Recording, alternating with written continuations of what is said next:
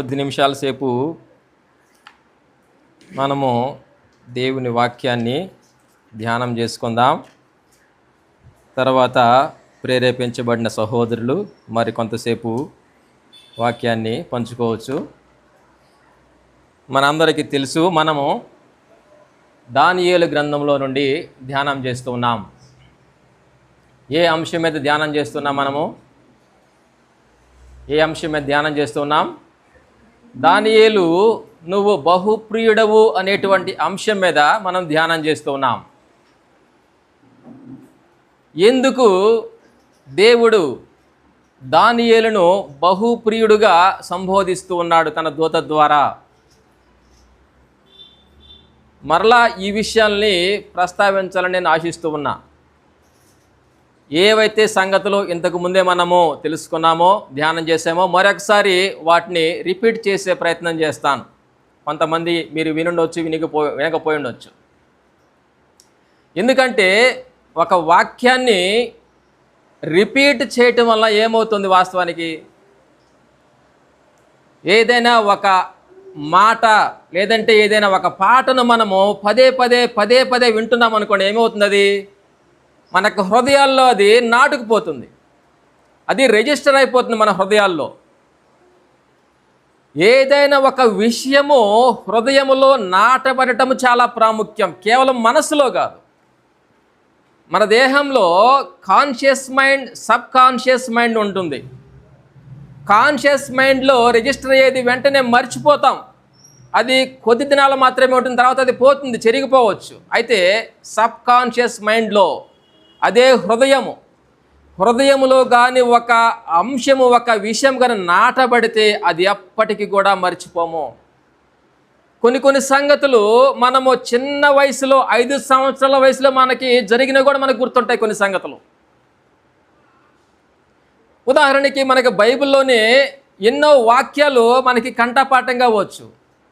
ఉదాహరణకి ఏ భేదము లేదు, వచ్చలేదు ఆ వాక్యం. అందరూ పాపము చేసి దేవుడిని గ్రహించే మహిమను పొందలేకపోతున్నారు.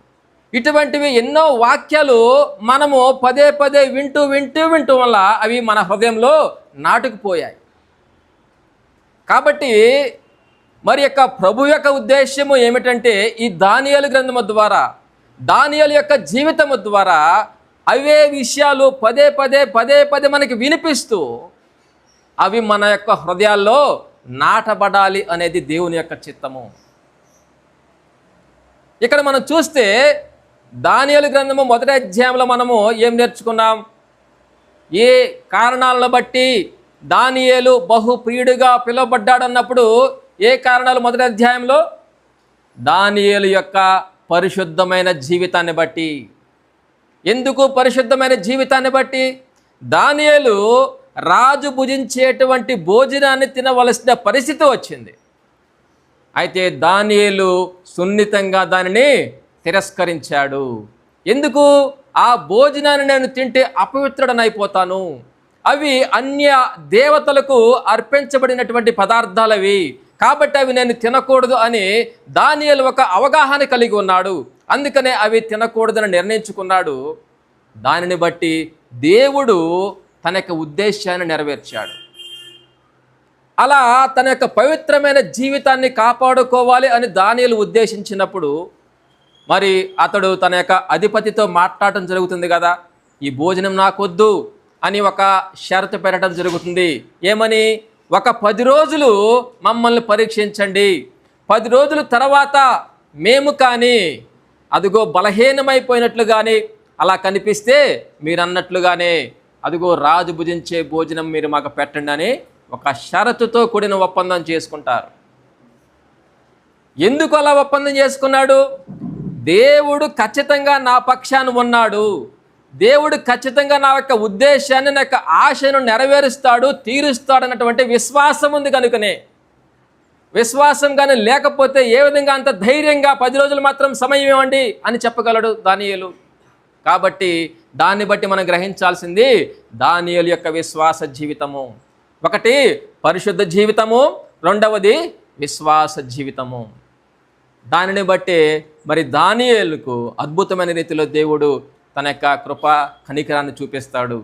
మరి అదేవిధంగా రాజు భుజించే భోజనాన్ని తినకుండానే ఆ యొక్క వెజిటేరియన్ ఫుడ్, శాఖాధాన్యాదులు తినే దానియేలు అక్కడ ఉంటూ ఉన్నాడు. ఆ తర్వాత మనం చూసాము 2వ అధ్యాయము. ఇది చాలా ప్రాముఖ్యమైనటువంటిది. మనము చదువుకుంటూ పోతూ ఉన్న అటువంటి అంత సులభమైంది కాదు. నెగ్లెక్ట్ చేసి, ఇగ్నోర్ చేసి చదువుకుంటూ పోవాల్సినటువంటి ఒక అధ్యాయం కూడా కాదు. చాలా ప్రాముఖ్యమైనది. చాలా అంశాలు ఈ అధ్యాయంలో ఉన్నాయి. ఎందుకంటే ఈ అధ్యాయంలో జరిగినటువంటి సన్నివేశం, ఒక రాజుకి కల రావటము, వచ్చిన కల మర్చిపోవటం అనేది ఇప్పుడు కూడా బైబిల్లో లిఖించబడలా. బైబిల్లో చూస్తే అనేక పర్యాయాలు మరి కొంతమంది భక్తులకు కూడా కలలు వచ్చాయి, దర్శనాలు వచ్చాయి. అయితే ఎవరి విషయంలో కూడా కలను మర్చిపోయినట్లు కూడా లేదు. వారికి కల బాగానే గుర్తుంది. ఆ తర్వాత కల భావం వారు కూడా తెలుసుకున్నట్లుగా మనం చూస్తాం. అయితే ఇక్కడ మనం చూస్తే విచిత్రంగా రాజుకు కల వస్తుంది. అయితే ఆ కలను మర్చిపోయాడు. అయితే దేవుని యొక్క ఉద్దేశము దీని ద్వారా ఏమై ఉంటున్నది అని కూడా మనం పరీక్షించుకోవాలి. దాని మీద మనము ఆలోచన చేయాలి. ఎందుకు ఈ విధంగా జరిగింది? ఆ కళ ఎంత మరి భయంకరమైనదో. ఈ రాజు ఆ కళను చూశాడు. కళ అయితే జ్ఞాపకం లేదు, కానీ ఆ కళ యొక్క ప్రభావము ఏ విధంగా ఉంది రాజు మీద? 2వ అధ్యాయం 1వ వచనంలో, అందును గూర్చి ఆయన మనస్సు కలత పడగా ఆయనకు నిద్ర పట్టకుండెను. ఈ కళ మరి ఎంత భయంకరంగా ఉన్నదో. ఆ కళను బట్టి బహుశా భయపడుతున్నాడేమో. ఆ కళను బట్టి చింతిస్తూ ఉన్నాడు. ఆ కళను బట్టి బహుగా ఆలోచన చేస్తూ ఉన్నాడు, భయపడుతూ ఉన్నాడు. అతనికి నిద్ర పట్టడం లేదు, నెమ్మది లేదు. అటువంటి పరిస్థితులలో ఈ రాజు ఆ కళను, అదేవిధంగా కళ యొక్క భావాన్ని తెలుసుకోవాలని రాజు ఆలోచన చేస్తూ ఉన్నాడు. తన యొక్క రాజ్యంలో ఉన్నటువంటి ఆ యొక్క గారడి విద్య గలవారు, ఆ మాంత్రికులు, ఆ శకునగాండ్రు, ఆ కల్దీయులు అందరినీ రాజు పిలిపించాడు. పిలిపించి తన యొక్క అదిగో సమస్యని వాళ్ళతో చెప్పాడు. ఈ విధంగా రాత్రి నాకు ఒక కల వచ్చింది, ఆ కలభావం మీరు చెప్పండి అన్నాడు నేరుగా. వీళ్ళేమన్నారు? అక్కడికి వచ్చిన వాళ్ళు, ఆ కళ ఏమిటో మాకు చెప్పండి అన్నారు వీళ్ళు. ఆ కళ మర్చిపోయాను నేను, మీరు కళ చెప్పాలి, కళ యొక్క భావం కూడా మీరు చెప్పాలి అన్నారు.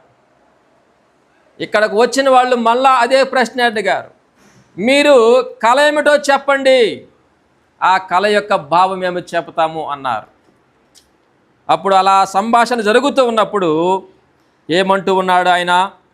9వ వచనమును, 2వ అధ్యాయము 9వ వచనము, కాలము ఉపాయముగా గడపవలనని అబద్ధమును మోసపు మాటలను నా ఎదుట పలకనుద్దేశించి ఉన్నారు.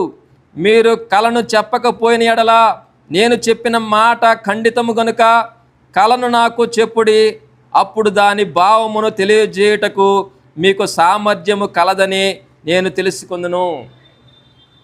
నేను కళ చెబితే మీరు దాని భావం చెప్పటం కాదు, అసలు మీరు కళ చెప్పండి ఫస్ట్. మీరు కానీ కళ ఏమొచ్చిందో చెబితే అప్పుడు తెలుసుకుంటా నేను, అప్పుడు నాకు అర్థమవుతుంది మీరు కళ యొక్క భావం కూడా చెప్పగలరని. ఇది ఎంత విచిత్రంగా మాట్లాడుతున్నాడు చూడండి. కళ అంటే సహజంగా అది ఎవరికి కూడా తెలియనిది. మన యొక్క మదిలో మనము నిద్రిస్తున్నప్పుడు జరిగేటువంటి ఒక ఘటనది.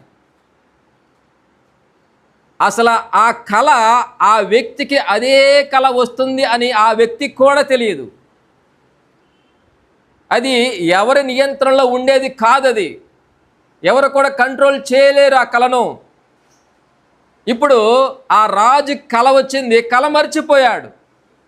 ఇప్పుడు కళ చెప్పమంటున్నాడు, కళ యొక్క భావం కూడా చెప్పమంటున్నాడు. అందుకు వాళ్ళు ఏమంటున్నారు సమాధానం ఇస్తూ, అందుకు కల్దీయులు 10వ వచనంలో ఇలాగ ప్రత్యుత్తరం ఇచ్చిరి, భూమి మీద ఏ మనుషుడును రాజు అడిగిన సంగతి చెప్పజాలడు. ఏ చక్రవర్తియు అధికారియు శకునగాని యొద్దను, గారడీ విద్య గలవాని యొద్దను, కల్దీని యొద్దను ఇట్టి సంగతి విచారింపలేదు. ఇది ఎవరు చెప్పలేరు రాజా. ఇది మీరు కలమర్చిపోయారు, కళను చెప్పకుండా కలభావం చెప్పమంటూ ఉన్నారు. ఇది ఎవరి వలనను కానే కాదు, ఇది సాధ్యం కాదు అని వాళ్ళు ఘంటాపరంగా రాజుతో మాట్లాడుతూ ఉన్నారు. అంతేకాదు 11వ వచనంలో ఏమంటున్నారు? రాజు విచారించిన సంగతి బహు అసాధారణమైనది. ఇంగ్లీష్లో ఏమంటుంది చదవండి. ఇంగ్లీష్లో ఎక్స్ట్రాడినరీ థింగ్ అని ఉంటుంది. ఇంగ్లీష్లో ఏమన్నది? It's an extraordinary thing. అందుకే నేను చెప్తున్నాను, మనము ధ్యానం చేసేటువంటి ఈ భాగము కూడా ఇట్స్ అన్ ఎక్స్ట్రాడినరీ సబ్జెక్ట్. ఇది ఎందుకు? అది బైబిల్లో వేరే ఎక్కడ కూడా లిఖించబడలేదు, అటువంటిది జరగలేదు. అందును బట్టి దీని మీద మనము ధ్యానం చేయాల్సిన అవసరం ఉంది. క్లియరా? ఏమంటున్నాడు? రాజు విచారించిన సంగతి బహు అసాధారణమైనది, దేవతలు కాక మరెవరును ఈ సంగతి తెలియజెప్పజాలరు. దేవతల నివాసములు శరీరుల మధ్య ఉండవు కదా. ఇది ఎవరి వలన కాదు అని వాళ్ళు అన్నారు. అదేవిధంగా నువ్వు అడిగినట్లు ఎవరు కూడా అడగలేదు. ఎంత గొప్ప రాజైనా కానీ, ఎంత బలము కలిగిన రాజైనా కానీ ఇటువంటిది ఎప్పుడు అడగలేదయ్యా రాజు, నువ్వు అడిగినట్లు, నువ్వేంటి ఇలా అడుగుతున్నావు అని వాళ్ళు ఆశ్చర్యపోతూ రాజుతో మాట్లాడుతూ వాళ్ళు అంటూ ఉన్నారు, ఇది చాలా అసాధారణమైన సంగతి. నీకు కల రావటం ఏమిటి? నువ్వు కళ మర్చిపోయి కలభావం చెప్పమంటాం ఏమిటి మాతోటి? నువ్వు ఫస్ట్ కళ చెప్పి కదా కలభావం చెప్పమనాలి. ఇది చాలా అసాధారణం. ఇది ఎవరు చెప్పగలరు? ఇది దేవతలు మాత్రమే. దేవతలు కాక మరెవరు సంగతి చెప్పజాలరు. ఇంగ్లీష్లో గాడ్స్ అని ఉంటుంది, అంటే దేవుళ్ళుగా చెప్పబడిన వారు. మనకి తెలుగులో దేవతలను తర్జుమా చేశారు, ఎందుకో తెలియదు. దేవుళ్ళు కన్నడలో దేవరగలు అని ఉంటుంది. దేవుళ్ళు అనబడిన మాత్రమే వారు మాత్రమే దీన్ని చెప్పగలరు. అయితే ఆ దేవుళ్ళు అనేవారు మనుషుల మధ్య వాళ్ళు ఉండరు కదా. ఏ విధంగా ఇది సాధ్యము అని వాళ్ళు ఆశ్చర్యపోతూ రాజుకి వాళ్ళు చెప్పడం జరిగింది. వెంటనే రాజు కోపపడతాడు, జ్ఞానులందరినీ కూడా చంపివేయాలని ఆజ్ఞయిస్తాడు. ఈ విషయము దానియేలుకి తెలుస్తుంది. దానియేలుకి తెలిసిన వెంటనే ఇప్పుడు ఈ యొక్క మరణ శాసనం, జ్ఞానులందరూ కూడా చంపివేయబడాలి అనేది ఒక శాసనం, ఒక ఆర్డర్. ఈ ఆర్డర్ అనేది దానియేలుకి తెలిసింది. వెంటనే ఎవరైతే ఈ యొక్క శాసనాన్ని అనుసరించాలో, ఎగ్జిక్యూట్ చేయాలో అతడు అర్యోకు దగ్గరికి వెళ్ళి విచారణ చేస్తాడు. ఎందుకు ఇలా జరిగింది, ఏమైందని ఆయన వివరిస్తాడు సంగతులన్నీ కూడా. ఇప్పుడు దానియేలు యొక్క ఆలోచన ఏమిటంటే ఈ ఆర్డర్ని స్టే చేయాలి. ఏం చేయాలి? ఇప్పుడు స్టే ఆర్డర్ తీసుకోవాలి. చనిపోకుండా, జ్ఞానులు చంపబడకుండా ఇది ఆగిపోయేలా చేయాలి. అందుకనే దానియేలు యొక్క డీలింగ్, ఏ విధంగా ఆ సందర్భములో దానియేలు వ్యవహరిస్తూ ఉన్నాడు, అక్కడ మనకి చెప్పబడిన మాట జ్ఞానయుక్తముగా మనవి చేసి అని ఉంది. అంటే ఆ సంభాషణ ఏం జరిగింది అనేది వాస్తవానికి మనకి ఇక్కడ చెప్పబడలేదు. కానీ దానియేలు అయితే ఎలా అంట? జ్ఞానయుక్తముగా మనవి చేసి అని ఉంది. జ్ఞానయుక్తంగా మనవి చేశాడు. రాజు దగ్గరికి వెళ్ళి ఏమని అడుగుతూ ఉన్నాడు? అప్పుడు దానియేలు రాజు సన్నిధికి పోయి స్వప్న భావమును తెలియజెప్పుటకై తనకు సమయము దయచేయమని రాజును బతిమాలెను.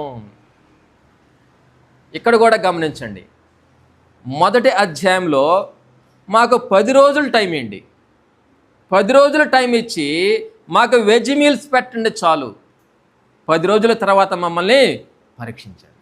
ఇక్కడేమంటూ ఉన్నాడు? మాకు కొంత సమయం ఇవ్వండి, ఆ కలభావమును చెప్పటానికి దయచేసి కొంత సమయం కావాలని చెప్పేసి ఈ దానియేలు రాజు దగ్గర మనవి చేస్తాడు. అద్భుతమైన రీతిలో ఇప్పుడు ఆ ఆర్డర్ అనేది స్టే అయింది. అజ్ఞానులు చంపబడకుండా కొంత అది ఆగిపోయింది. ఇప్పుడు వెంటనే దానియేలు ఏం చేస్తున్నాడు? ఇప్పుడు 3 మాటలు మనం చూసాం. ఒకటి, దానియేలు యొక్క పరిశుద్ధ జీవితము. రెండవది, దానియేలు యొక్క విశ్వాస జీవితము. మూడవది, దానియేలు యొక్క జ్ఞానయుక్తమైనటువంటి మనస్సు. తర్వాత మనం చూద్దాం 17వ వచనంలో చూడండి. అప్పుడు దానియేలు తన ఇంటికి పోయి తన స్నేహితులైన హనన్యాకును, మిషాయేలునకును, అజర్యాకును సంగతి తెలియజేసి తానును తన స్నేహితులను బబులోనులో తక్కిన జ్ఞానులతో కూడా నశింపకుండునట్లు ఆ కల యొక్క మర్మ విషయంలో పరలోకమందున్న దేవుని వలన కటాక్షము పొందు నిమిత్తమై ఆయనను వేడుకొనడని వారిని హెచ్చరించెను. ఇందుని బట్టి చెప్పొచ్చు. దీన్ని బట్టి ఏం చెప్పొచ్చు? మనం ఏం చెప్పొచ్చు? దానియేలు యొక్క ప్రార్థనా జీవితము. దానియేలు యొక్క ప్రార్థనా జీవితం. ఇప్పుడు ఒక జటిలమైన సమస్య తన ముందున్నది. వారు ఏమైనా తేడా జరిగితే చంపబడేటువంటి అవకాశం ఉన్నది. ముందుగానే రాజు దగ్గర పర్మిషన్ తీసుకున్నాడు. కొంత సమయం మాకు టైం ఇవ్వండి, ఆ కలను కలభావాన్ని చెప్తామని రాజు దగ్గర పర్మిషన్ అడిగాడు. ఒకవేళ ఈయన చెప్పలేకపోతే ఏమవుతుంది? దానియేలు చంపబడాలి, తన యొక్క స్నేహితులు కూడా చంపబడతారు. దానియేలు యొక్క విశ్వాసాన్ని మరలా ఇక్కడ మనం చూస్తున్నాం. ఎంత దేవుని మీద విశ్వాసం లేకపోతే మరి ధైర్యంగా నాకు కొంత సమయం ఏంటని చెప్పేసి ఒక స్టే ఆర్డర్ తీసుకొని రాగలిగాడు దానియేలు. తర్వాత ఏం చేస్తున్నాడు?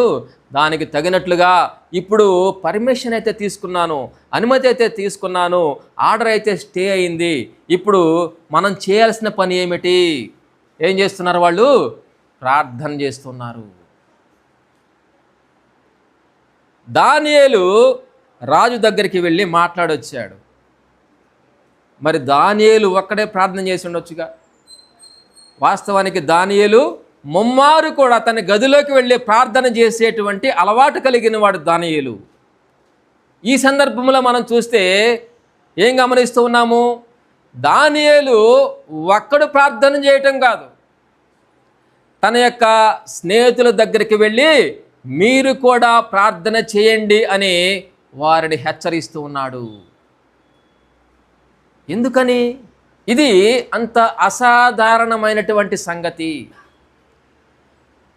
ఒక అద్భుతం అనుకోండి, సింహాల నోరు మోయించబడాలి, అది దేవుడు ప్రత్యక్షంగా చేయగలడు, దేవుని కార్యమే. అయితే ఇది ఇన్విజిబుల్ థింగ్, ఇది కనిపించినటువంటిది.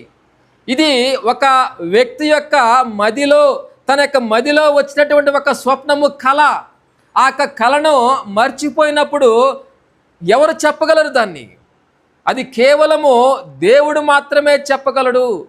ఆ యొక్క కళను, ఆ యొక్క దర్శనాన్ని చెంది దేవుడే అని వారికి తెలుసు. కాబట్టి వారు దేవుని యొక్క సహాయం కోసం ప్రార్థన చేయండి అని వారు నలుగురు కలిసి ఆ విషయమై దేవుణ్ణి వాళ్ళు వేడుకున్నారు. కాబట్టి దీనిని బట్టి మనం తెలుసుకోవాల్సింది దానియేలు యొక్క ప్రార్థనా జీవితము. ఆ తర్వాత ఏమైంది? అంతటా రాత్రియందు దర్శనము చేత ఆ మర్మము దానియేలునకు బయలుపరచబడిన గనుక దానియేలు పరలోకమందున్న దేవుని స్తుతించెను. చూడండి, విశ్వాసముతో, నమ్మకముతో వారు ఒక పనిని తలపెట్టినప్పుడు, అదే నమ్మకంతో వారు దేవుని యొక్క సహాయం కోసం వాళ్ళు ప్రార్థించినప్పుడు ఏ విధంగా అద్భుతంగా దేవుడు కార్యం చేస్తాడు అనే దానికి రుజువిది. మొదటి అధ్యాయంలో కూడా అదే విధంగా సమయాన్ని కోరాడు, దేవుడు అద్భుతంగా ఆయనకు సహాయం చేశాడు. రెండవ అధ్యాయంలో కూడా రాజు దగ్గరికి వెళ్ళి ఆ కళను, కళ భావాన్ని చెప్పడానికి సమయం అడిగాడు. దాంతోపాటు ఇది అసాధారణమైనది కనుకనే ఇప్పుడు నలుగురుగా కలిసి ఆ విషయమే ప్రార్థన చేశారు. అద్భుతమైన రీతిలో ఆ యొక్క కళ యొక్క భావము కూడా వారికి తెలియజేయబడింది. దానియేలు యొక్క ప్రార్థనా జీవితం. తర్వాత ఏమైంది? ఆ యొక్క కళను, ఆ యొక్క కళభావం తెలియజేయబడినప్పుడు వాళ్ళు ఏం చేస్తూ ఉన్నారు? దానియేలు పరలోకమందున్న దేవుని స్తుతించెను. Thanks giving, bless the name of god of heaven అని ఉంటుంది ఇంగ్లీష్లో. వారు దేవుడు చేసినటువంటి అద్భుత విషయమై, దేవుడు చేసినటువంటి మేలు విషయమై వారు మేలును పొంది వారు గమ్మునే ఊరకుండలేదు. కానీ దేవుడు చేసినటువంటి కార్యమును బట్టి వారు ఎంతగానో దేవుణ్ణి స్తుతిస్తూ ఉన్నారు. ఆ యొక్క స్తుతి ఏ విధంగా ఉన్నదో కూడా మనం చదువుకుందాం ప్రియులారా. చాలా చక్కగా ఉంటుంది చూడండి. ఇవి మనం ప్రతిరోజు కూడా చదువుకుంటూ ఉండాలి. చాలా ప్రాముఖ్యమైనటువంటి మాటలు. ఇది మంచి స్తుతి ప్రియులారా. ఎట్లనగా 20వ వచనం నుండి, దేవుడు జ్ఞానబలములు కలవాడు, యుగములన్నిటను దేవుని నామము స్తుతినందునుగాక. ఆయన కాలములను సమయములను మార్చువాడయ్యుండి రాజులను త్రోసివేయుచు నియమించుచు ఉన్నవాడును, వివేకులకు వివేకమును జ్ఞానులకు జ్ఞానమును అనుగ్రహించువాడునయ్యున్నాడు. ఆయన మరుగు మాటలను మర్మములను బయలుపరచును, అంధకారములోని సంగతులు ఆయనకు తెలియను. వెలుగు యొక్క నివాస స్థలము ఆయన యొద్ద ఉన్నది. మా పితరుల దేవా, నీవు వివేకమును బలమును నాకు అనుగ్రహించి ఉన్నావు. మేమడిగిన ఈ సంగతి ఇప్పుడు నాకు తెలియజేసి ఉన్నావు గనుక నేను నిన్ను స్తుతించుచు ఘనపరుచుచున్నాను. ఎంత చక్కగా దేవుణ్ణి స్తుతిస్తూ ఉన్నాడు. ఎందుకంటే ఇది అసాధారణమైన సంగతి. బబులోను రాజు నెబుకద్నెజర్ తన యొక్క రాజ్యములో ఉన్నటువంటి జ్ఞానులుగా చెప్పబడేవారు, శకునగాండ్రు, గారడి విద్య కలిగిన వారు, అదిగో జ్యోతిష్యులు, వీళ్ళంతా కూడా గ్రహించింది ఏమని? ఎవరు కూడా మనుషులు ఈ సంగతి చెప్పజాలరు, దేవుళ్ళు మాత్రమే ఈ సంగతి చెప్పగలరు అని వాళ్ళు తెలుసుకున్నారు. అయితే ఇప్పుడు ఆ సంగతి ఎవరు చెప్పబోతూ ఉన్నారు? ఒక మనిషే ఆ సంగతి చెప్పబోతూ ఉన్నాడు. ఎవరి ద్వారా? దేవుని ద్వారా. ఆ సంగతులు దేవుని ద్వారా బయలుపరచబడ్డాయి. ఇప్పుడు ఆ సంగతులు ఇప్పుడు చెప్పబడబోతున్నాయి. ఆ సంగతులు తెలియజేయబడినప్పుడు దానియేలు అద్భుతంగా దేవుని స్తుతిస్తూ ఉన్నాడు. దీన్ని బట్టి మనం ఏం తెలుసుకోవాలి? ఏమని అర్థమవుతుంది మనకి? తను పొందినటువంటి మేలుల విషయమై స్తుతించేటువంటి దానియేలు, కృతజ్ఞత కలిగినటువంటి దానియేలు, దేవుణ్ణి ఎప్పుడు కూడా స్తుతిస్తూ ఉండేవాడు దానియేలు. ఈ ఒక్క విషయమనే కాదు, దానియేలు దేవుడంటే ఏమై ఉన్నాడో అర్థం చేసుకున్నవాడు, బాల్యము నుంచే దేవుని ఎరిగి ఉన్నవాడు, దేవుని విశ్వాసం ఉన్నవాడు. అందుకనే ఇప్పుడు దేవుడు చేసినటువంటి కార్యమును బట్టి దేవుని ఎంతగానో స్తుతిస్తూ ఉన్నాడు. అంటే దానియేలు యొక్క నమ్మకం ఏమిటంటే దేవునికి అసాధ్యమైంది ఏదీ లేదు. అది ఎటువంటి భయంకరమైన సమస్య అయినా సరే దేవుడు ఖచ్చితంగా దానికి పరిష్కారము దయచేయగలడు. ఈ సమస్య వచ్చింది. ఇప్పుడు కళ చెప్పాలి, కళభావం చెప్పాలి. దేవుని మీద ఆధారపడ్డాడు దానియేలు. అద్భుతమైన రీతిలో అది బయలుపరచబడింది. వెంటనే దానియేలు దేవుని స్తుతిస్తూ ఉన్నాడు. మనము స్తుతించాలి ప్రియులారా. ప్రతి క్షణము కూడా మనము దేవుణ్ణి స్తుతించవలసిందే. ఎందుకంటే 140 కోట్ల మంది, దాదాపు 150 కోట్ల మంది ఉన్నటువంటి భారతదేశంలో అదిగో కొద్దిపాటి క్రైస్తవ సమాజం, మహా అయితే 2 కోట్ల లోపనే. అంతమందిలో ఇంతమంది మాత్రం రక్షించబడ్డమే. ఇది నిజంగా దేవుడు మనకి చేసినటువంటి గొప్ప మేలు, గొప్ప అద్భుతం కాదా ఇది? మనం ఎంతగా దేవుని స్తుతించాలి, మనం ఎంతగా దేవుని పట్ల మనం కృతజ్ఞత కలిగి ఉండాలి. మనం నిజంగా అలా మనం ఉంటున్నామా ప్రియులారా? మనం ఒకసారి ఆలోచన చేసుకుందాం. కాబట్టి దీన్ని బట్టి దానియేలు యొక్క స్తుతి అర్పించేటువంటి జీవితం, కృతజ్ఞత కలిగినటువంటి జీవితం అని మనం అర్థం చేసుకోవచ్చు. ఆ తర్వాత ఏం జరుగుతుంది? ఆ యొక్క కలభావము దానియేలుకి దేవుడు బయలుపరిచాడు. ఇప్పుడు అర్యోకు దగ్గరికి వెళ్ళాడు. అర్యోకు, ఐఎమ్ రెడీ, ఇప్పుడు నేను కలభావాన్ని చెప్పడానికి సిద్ధంగా ఉన్నాను, రాజు దగ్గరికి తీసుకుని వెళ్ళు అన్నాడు. వెంటనే రాజు దగ్గరికి వారు వెళ్ళారు. అప్పుడు రాజు ఏమంటున్నాడు?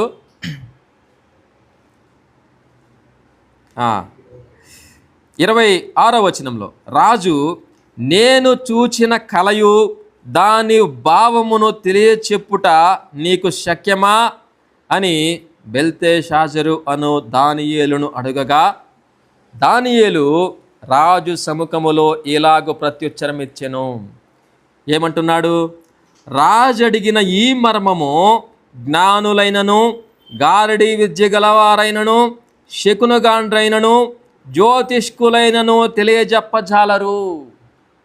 ఎవరి మాట ఇది? వాళ్ళ మాట కూడా ఇది. ఎవరి మాట? రాజ్యంలో ఎవరైతే జ్యోతిష్కులు, శకునగాండ్రు, గారడి విద్యల వారు, మంత్రసానులు ఉన్నారో వాళ్ళు కూడా ఇదే చెప్పారు, సేమ్ టు సేమ్. ఇది ఎవరు కూడా తెలియజెప్పజాలరయ్యా, అసాధ్యం ఇది. ఏమంటున్నాడు తర్వాత? అయితే 28, మర్మములను బయలుపరచగల దేవుడొకడు పరలోకమందున్నాడు. ఇక్కడ ఒక విషయం గమనించండి. ఏమంటున్నాడు దానియేలు? ఇక్కడే దానియేలు యొక్క జ్ఞానయుక్తమైన మనసు ఏమిటో మనం అర్థం చేసుకోవాలి. ఏంటి?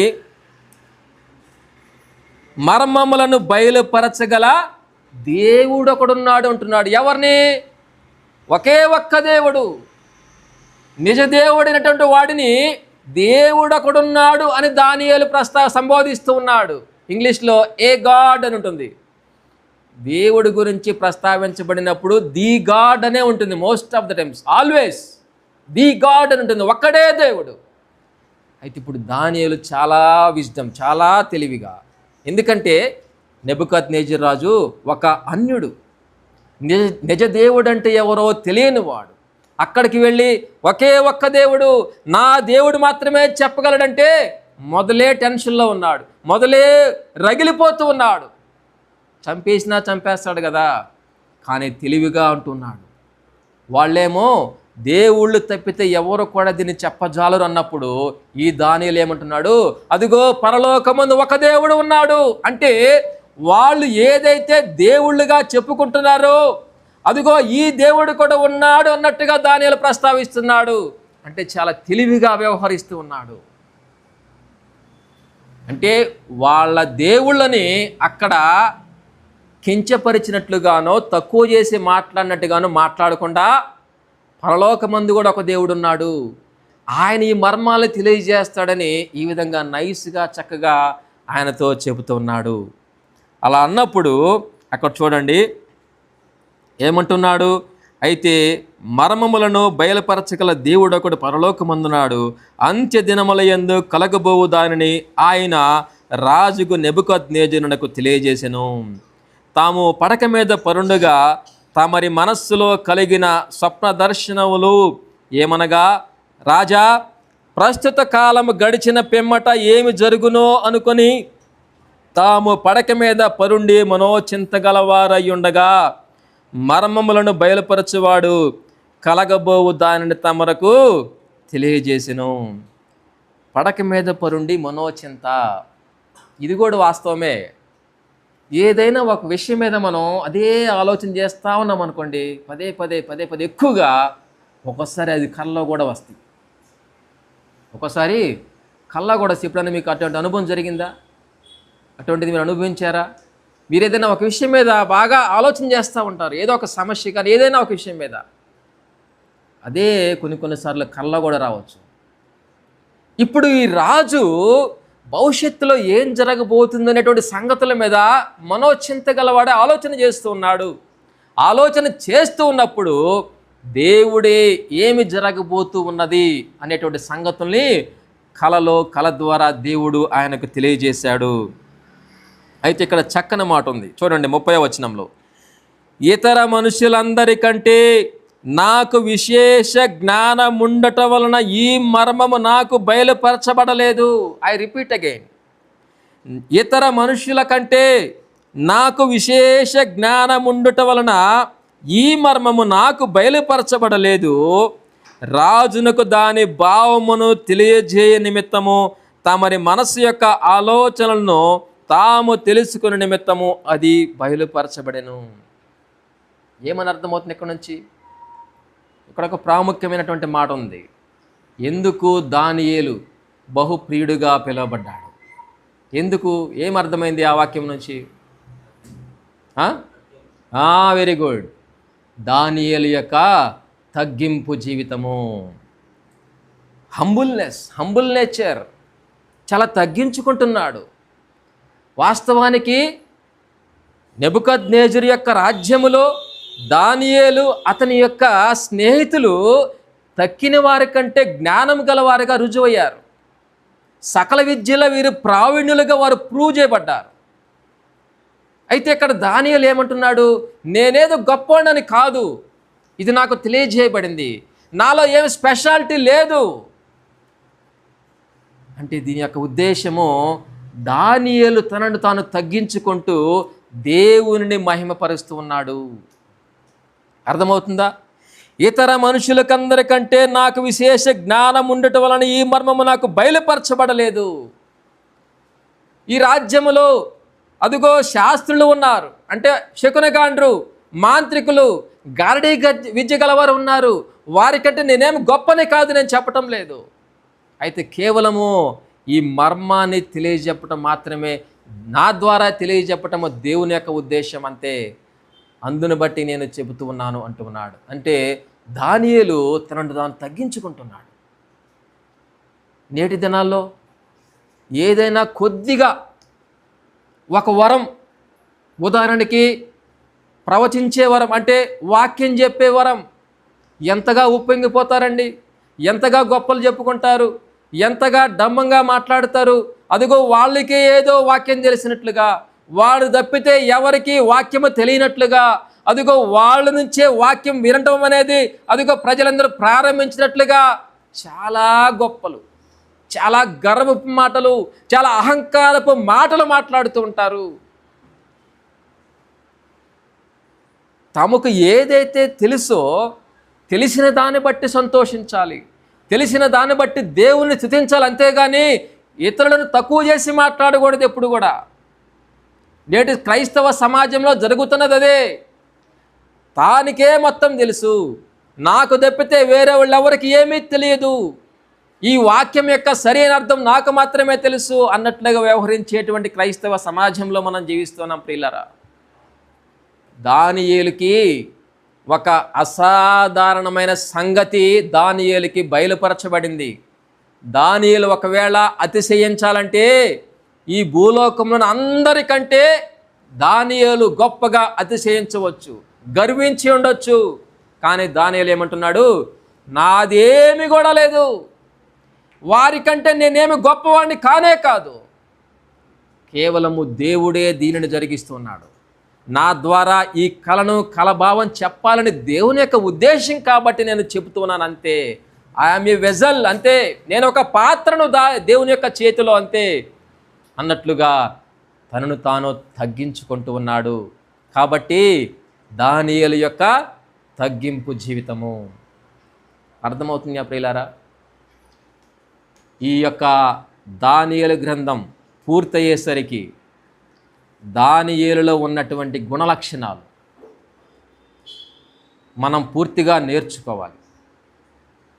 ఆ గుణలక్షణాల విషయమై మనం చాలా జాగ్రత్త వహించాలి. వాటిని మన జీవితాల్లో కూడా మనం అనుసరించాలి.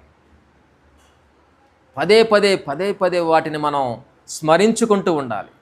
ఎప్పుడు దాకంటే మన యొక్క హృదయాల్లో అవి నాటబడేంత వరకు వాటిని మనం స్మరించుకుంటూ ఉండాలి. అందుకే దానియేలు గ్రంథం చాలా చిన్న గ్రంథం, 12 అధ్యాయాలే ఉంటాయి. కానీ ఎన్నో గొప్ప సంగతులు, ఎన్నో ఆత్మీయ సంగతులు ఈ దానియేలు గ్రంథంలో లిఖించబడ్డాయి ప్రియులారా. కాబట్టి దీనిని బట్టి మనం తెలుసుకోవాల్సింది దానియేలు యొక్క తగ్గింపు జీవితము. అట్ ద సేమ్ టైం ఆయన ఏం చేస్తున్నాడు? దేవుణ్ణి మహిమపరుస్తూ ఉన్నాడు. He's glorifying god. ఇది నా గొప్పతనం కాదు. నేనేదో మీకు ఈ కళను చెప్పగలుగుతూ ఉన్నానంటే అదేదో నా గొప్పతనం కాదు, కేవలము ఇది దేవుని యొక్క గొప్పతనం. కాబట్టి ఈ మహిమ, ఈ క్రెడిట్ అంతా కూడా ఎవరికి చెందాలి? దేవునికే చెందాలి. ఇది దేవుని మహిమకు. దీని యొక్క ఉద్దేశం అంతా కూడా వాస్తవానికి ఇప్పుడు పర్పస్ ఏమిటంటే, ఈ కళ యొక్క పర్పస్ ఏమిటి? జనరల్ పర్పస్ అనుకుందాం. ఏమిటి? రాబోయే సంగతులు నెబుకద్నెజర్ రాజుకి తెలియజెప్పబడాలి. అది పర్పస్, ఉద్దేశం అది. అయితే అల్టిమేట్ పర్పస్ ఏంటో తెలుసా? దేవుని యొక్క నామం మహిమపరచబడాలి. దేవుని నామం మహిమపరచబడాలి. ఆయనే నిజ దేవుడు అని రాజు గుర్తెరగాలి. అది అల్టిమేట్ పర్పస్. మనం చూస్తాం తర్వాత, ఇదే అధ్యాయంలో ఉంటుంది. దానియేలు ఆ మాట అన్న తర్వాత, నాలో ఏమి గొప్ప లేదు, ఇదంతా దేవుడు చేసిందన్న తర్వాత ఒక్కొక్కటిగా ఏదైతే కళ వచ్చిందో ఆ కళ ఏమిటి, కళ యొక్క భావం ఏమిటి అనేది దానియేలు పూర్తిగా వివరించడం అనేది జరుగుతుంది. మరి ఆ వివరాల్లోకి మనం వెళ్ళొద్దు ప్రియులారా. అది ఇంకా మనం పూర్తిగా వెళ్ళాలంటే చాలా సమయం అవుతుంది. కాబట్టి దేవుని యొక్క కృపను బట్టి దేవుడు ఏదైతే రాజుతో మాట్లాడాలనుకున్నాడో దానియేలు ద్వారా రాజుకి దేవుడు తెలియజేశాడు. ఇప్పుడు దానియేలు ఆ సంగతులన్నీ చెప్పిన తర్వాత రాజు ఏం చేస్తున్నాడు చూడండి. ఇదే దేవుని యొక్క అల్టిమేట్ పర్పస్. 46వ వచనంలో, అంతట రాజుకు నెబుకద్నెజరు దానియేలునకు సాష్టాంగ నమస్కారము చేసి అతనిని పూజించి నైవేద్య ధూపములు అతనికి సమర్పింప ఆజ్ఞాపించెను. మరియు రాజు, ఈ మర్మమును బయలుపరచుటకు నీవు సమర్థుడవైతేవే, నీ దేవుడు దేవతలకు దేవుడును రాజులకు ప్రభువును మర్మములు బయలుపరచువాడునయ్యున్నాడు. ఇంగ్లీష్లో చదవండి పిల్లలారా ఎవరైనా. 46 and 47. Someone should read loud and clear. Okay, ఎవరు చదువుతారు? చదువు సందేశం.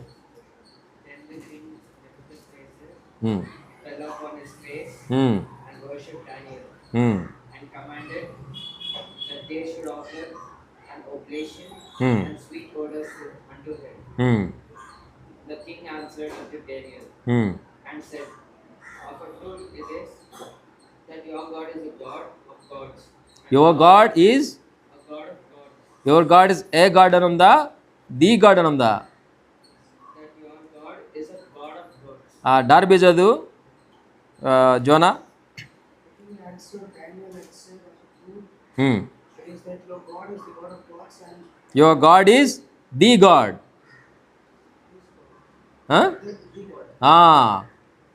ఇదే ట్రాన్స్లేషన్లో పొరపాట్లు అంటే ఇవే. దానియేలేమో చాలా తెలివిగా పరలోకమందు దేవుడు ఒకడున్నాడు అని దానియేలు సంబోధిస్తే, ఇప్పుడు నెబుకద్నెజర్ ఏమంటున్నాడు? Your God is the God అని అంటున్నాడు. Your God is the God of gods. దేవతలకు దేవుడు, దేవుళ్లకు దేవుడు, మీ దేవుడు. ఇది తెలుసుకోవటమే దేవుని యొక్క ముఖ్య ఉద్దేశము. ఏమని? ఆయనే నిజమైన దేవుడు అని తెలుసుకోవటము దేవుని యొక్క ఉద్దేశము. ఆయన అల్టిమేట్ పర్పస్ ఇదే. ప్రతి ఒక్కరు కూడా, అది ఎంత గొప్ప రాజైనా సరే, నెబుకద్నెజరు ఆ కాలానికి మరి భూమి మీద ఉన్న రాజ్యాలన్నింటిలో కూడా ఆయనే ముఖ్యుడు. ఆయనే మరి భూమి అంతటను పరిపాలన చేస్తూ ఉన్నాడు. సమస్త రాజ్యాలను దేవుడు నెబుకద్నెజరుకు అప్పగించాడు.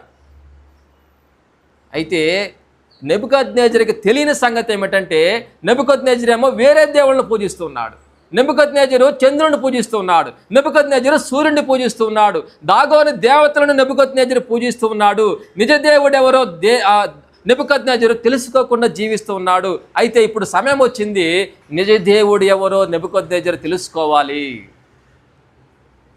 అందుకనే ఒక కల రావటం, ఆ కలను ఆయన మర్చిపోవటం, ఆ తర్వాత ఆ రాజ్యంలో వారందరూ కూడా పిలిపించుకోవటం, వారికి కూడా తెలియకపోవటం, ఆ తర్వాత దానియేలు రావటం, దానియేలు ద్వారా ఈ సంగతి ఆయనకు బయలుపరచటం. దీనిని బట్టి రాజు ఏం తెలుసుకుంటున్నాడు? దానియేలు ఏ దేవుణ్ణైతే పూజిస్తాడో, ఏ దేవుణ్ణైతే దానియేలు సేవిస్తాడో ఆయనే నిజమైన దేవుడు. మేము ఎవరినైతే పూజిస్తున్నామో, ఎంతమంది దేవుళ్ళని మేము పూజిస్తున్నామో వారికే ఈయన దేవుడు, ఈయనే నంబర్ 1, ఈయనే టాప్, ఈయనే దేవుడు, ది గాడ్ ఆఫ్ గాడ్స్ అని ఆయన దానియేలుతో చెప్తున్నాడు. ఆ రాజు, రాజ్యాలను శాసించే రాజు దానియేలు ఎదుట సాష్టాంగ నమస్కారం చేస్తున్నాడు. మరి ఎంత అద్భుతమైన సంగతి కదా. అంటే దానియేలు దేవుని యొక్క సందేశాన్ని, దేవుడు బయలుపరిచిన దానిని రాజుకు తెలియజేయటం ద్వారా దేవుని యొక్క నామం అనేది అక్కడ మహిమపరచబడింది. ఆయనే నిజ దేవుడు అని నెబుకద్నెజరు తెలుసుకోగలిగాడు. అంటే దీని అర్థం దేవునిని మహిమపరిచేటువంటి దానియేలు ఇంతకుముందే మనం చెప్పుకున్నాం. అయితే దీని ద్వారా దేవుని యొక్క ముఖ్య ఉద్దేశము, ముఖ్యమైన గురి, రాజుకి నిజ దేవుడెవరో తెలియాలి. వారు ఏదైతే దేవుళ్ళుగా చెప్పుకుంటున్నారో వారెవ్వరూ కూడా రాజు యొక్క కళను చెప్పలేకపోయారు, ఆ కళ యొక్క భావాన్ని చెప్పలేకపోయారు. అయితే ఎక్కడో యెరూషలేం యూదా దేశంలో నుండి చెరగా మరి తీసుకుని రాబడినటువంటి దానియేలు రాజు యొక్క మరిచిపోయిన కళను, కళ యొక్క భావాన్ని చెప్పగలిగాడు కేవలము దేవునిని బట్టియే. దేవుని ద్వారా బయలుపరచబడింది కనుకనే. చూడండి ప్రియులారా, దేవుని నామము మహిమపరచబడటానికి దానియేలు ఎంతగా దోహదపడుతూ ఉన్నాడో. కాబట్టి దేవుని నామము దానియేలు ద్వారా ఇప్పుడు మహిమపరచబడబోతూ ఉన్నది. కాబట్టి మహిమపరచేటువంటి దానియేలు, దేవుని నామము ఎప్పుడు కూడా మహిమపరచబడాలి అని కోరుకునేటువంటి దానియేలు, దేవుని నామము ఎప్పుడు కూడా స్తుతించబడాలి అని కోరుకునేటువంటి దానియేలు. అందుకనే దానియేలు అంటే దేవునికి అంత ఇష్టం ప్రియులారా. మరి చివరిగా ఒక మాట మనం చూసుకొని ముగించుకుందాం. చివరిగా మనం చూద్దాం మరి చివరి వచనంలో, అంతటా దానియేలు రాజునద్ద మనవి చేసుకొనగా 49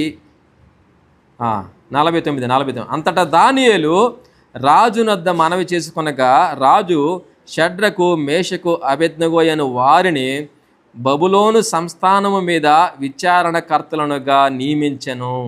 అయితే దానియేలు రాజసన్నిధిని ఉండెను. ఏమర్థమవుతుంది ఇక్కడ నుంచి, ఈ యొక్క వచనం నుంచి మనకి ఏమర్థమవుతుంది? దానియేలు రాజు దగ్గరికి వెళ్ళి స్టే ఆర్డర్ తెచ్చుకున్నాడు, నాకు కొంచెం సమయం ఏంటని. వెంటనే దానియేలు చేసిన పని ఏంటి? తన యొక్క స్నేహితుల దగ్గరికి వెళ్ళాడు. అయ్యా స్నేహితులారా, మీరు కూడా ఈ విషయమే ప్రార్థన చేయండి. అంటే ప్రార్థనా సహాయాన్ని దానియేలు కోరుకున్నాడు, ప్రార్థనా సహాయాన్ని అడిగాడు స్నేహితుల దగ్గర నుంచి. ఆ స్నేహితులు కూడా ప్రార్థన చేశారు దానియేలుతో పాటు. దానియేలు అద్భుతంగా కార్యం చేశాడు. ఇప్పుడు వారి యొక్క ప్రార్థన అవసరతను పొందినటువంటి దానియేలు ఇప్పుడు సమయం వచ్చినప్పుడు తమ యొక్క స్నేహితులను దానియేలు జ్ఞాపకం చేసుకుంటున్నాడు. దానియేలు చెప్పినటువంటి ఆ కళను బట్టి, కళభావాన్ని బట్టి రాజు ఎంతగానో దానియేలును హెచ్చించాడు. ఎన్నో బహుమతులు దానియేలుకు రాజు సమర్పించాడు. అయితే దానియేలు అంత మాత్రమే తృప్తి చెందలేదు.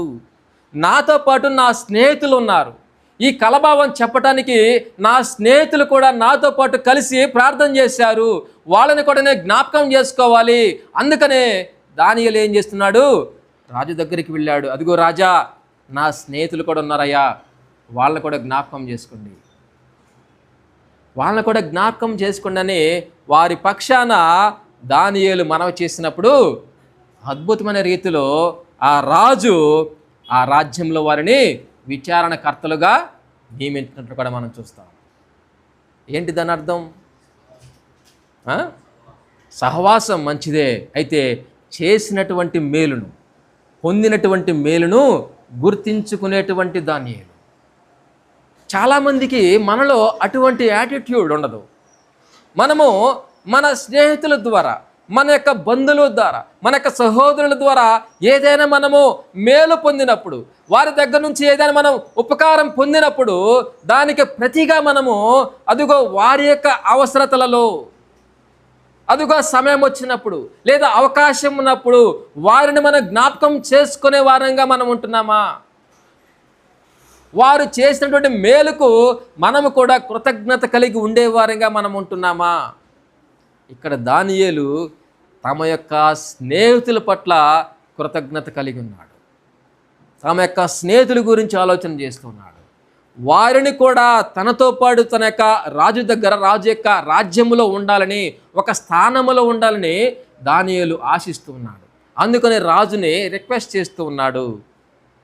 కాబట్టి తన స్నేహితుల యొక్క మంచిని కోరుకునేవాడు, చేసినటువంటి మేలును బట్టి కృతజ్ఞత కలిగి ఉండేవాడు ఈ దానియేలు.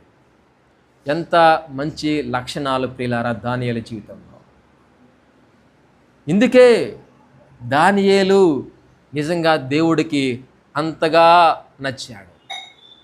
అందుకే అంత బహుప్రియుడిగా దానియేలు ఉన్నాడు. చూడండి, ఎంత మాదిరికరమైనటువంటి జీవితం దానియేలుది, ఎంత మంచి సాక్ష్యము దానియేలు కలిగి ఉంటున్నాడు. మనం కూడా ఆలోచన చేద్దామా? నిజంగా ఏదైనా మన జీవితంలో సమస్య వచ్చినప్పుడు మనం ప్రార్థన చేసేటువంటి యొక్క అనుభవం, మనం ఒక్కరిగా ప్రార్థన చేయటం కాదు, అదిగో సహోదరులతో కలిసి ప్రార్థన చేయటం, అదిగో సహోదరుడా ఇద్దరు ముగ్గురు కలిసి ప్రార్థన చేయటం, ఇదిగో రండి, అదిగో పలానా సమస్య ఉంది, పలానా అవసరం ఉంది, మనమంతా కలిసి ప్రార్థన చేద్దాము రండి. పేతురు చెరసాలలో బంధించబడ్డారు. ఏం చేశారు? సంఘమంతా కూడా కలిసి ప్రార్థన చేశారు. అద్భుతం జరిగింది. కలిసి ప్రార్థన చేసేటువంటి ఆ యొక్క అనుభవం మనం కలిగి ఉండాలి. మనం కలిగి ఉంటున్నామా? వారంలో ఒకే ఒక్క రోజు మనం దేవుని సన్నిధికి వస్తున్నాం, అది కూడా ఆరాధన చేస్తాం, ఇంటికి వెళ్ళిపోతాం. ఎప్పుడు మనం ఇటువంటి అవకాశం మనకు వస్తుంది? మనం కుటుంబ ప్రార్థనలు కూడా మనకి చాలా తక్కువే. అప్పుడప్పుడు మాత్రమే మనకు కుటుంబ ప్రార్థనలు జరుగుతాయి. మరి ఎప్పుడు ఇటువంటి అవకాశం మనకు వస్తుంది? మనమంతా కూడా యవనస్తులం, ఇద్దరు ముగ్గురు కలిసి ఇదిగో మనకి బెంగళూరు సంఘములో ఫలానా అవసరతలు ఉన్నాయి, ఈ అవసరం కోసం మనం ప్రార్థన చేయాలి రండి. మనకు అటువంటి భారం ఉన్నప్పుడు, అటువంటి మంచి ఉద్దేశం మనం కలిగి ఉన్నప్పుడు దేవుడు ఆ ప్రార్థన ఆలకించడా? వీరి ప్రార్థన ఆలకించే దేవుడు మన ప్రార్థన ఆలకించడా? అటువంటి అవసరత మనకేం లేవా బెంగళూరు సంఘంలో? ప్రియమైన వారలారా, ఆలోచన చేయండి. దానియేలు చక్కని మాదిరి, ఎన్నో మంచి పాఠాలు దేవుడు దానియేలు ద్వారా మనకు నేర్పిస్తున్నాడు. కాబట్టి మనము ఇంతటితో ఈరోజు మనం ముగించుకుందాం. దేవుని చిత్తమైతే మరికొన్ని సంగతులు మనం మరొకసారి ధ్యానం చేద్దాం.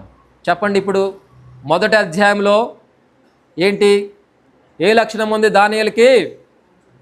పరిశుద్ధమైన జీవితం. రెండవది విశ్వాస జీవితం. మొదటి అధ్యాయం అయిపోయింది. రెండవ అధ్యాయంలో జ్ఞానయుక్తమైనటువంటి మనస్సు, తర్వాత ప్రార్థనా జీవితము, తర్వాత దేవుని ఆరాధించేటువంటి మనస్సు, దేవుణ్ణి స్తుతించేటువంటి మనస్సు, ఆ తర్వాత దానియేలు యొక్క తగ్గింపు జీవితం, అదేవిధంగా దేవుని మహిమపరిచేటువంటి మనస్సు, చివరిగా తన యొక్క పొందినటువంటి మేలులను బట్టి అదిగో కృతజ్ఞత కలిగిన వాడు, తన యొక్క స్నేహితులను ఆలోచన చేసినవాడు. అంటే కృతజ్ఞత కలిగిన దానియేలు, కృతజ్ఞత కలిగిన అంటే పొందినటువంటి మేలును మరిచిపోయేవాడే కాదు దానియేలు. కాబట్టి ఈ మాటలు మనందరినీ కూడా మరి ప్రోత్సహించునుగాక. ఈ మాటలన్నీ కూడా మన యొక్క జీవితాల్లో కార్యసాధకమవునుగాక. దేవుడు కొద్ది మాటలు దీవించునుగాక.